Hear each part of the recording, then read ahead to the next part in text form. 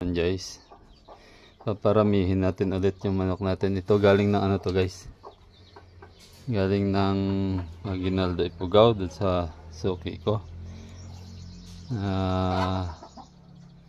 Mix ng hulo ito. Ang lalaki ang karne nito. Yan yung pure breed natin na Rhode Island Red. Ayan, ipares natin dito. Tapos paparamihin natin sila. Nagpaparami tayo ulit ng manok ngayon. Yan siya. Kararating ko lang. Yan, dala-dala ko yan. Yan yung ipapares natin. Ilang buwan lang yan. Nadami na rin yan. At ito malapit na ito mangingitlog. Pagdating ko kanina, paglapag ko linahi.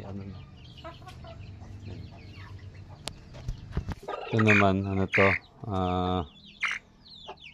palahit na natin to na mix sa native chicken. Rhode Island. Yung isa naglilimlim. May isa pa dun sa baba.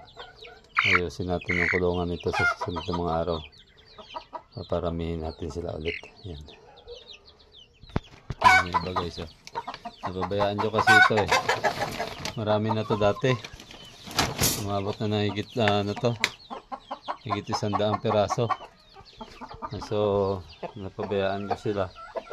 Ngayon gagawin natin kasi ito pure breed ito ng Rhode Island Red.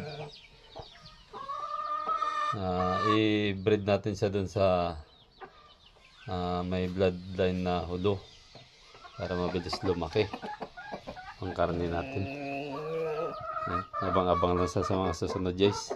Next na biyahe ko doon, may dala din ulit ako na pang hinahin na para ko kahit 10 ganyan lang. Madali lang magparami naman. Okay guys, thank you for watching.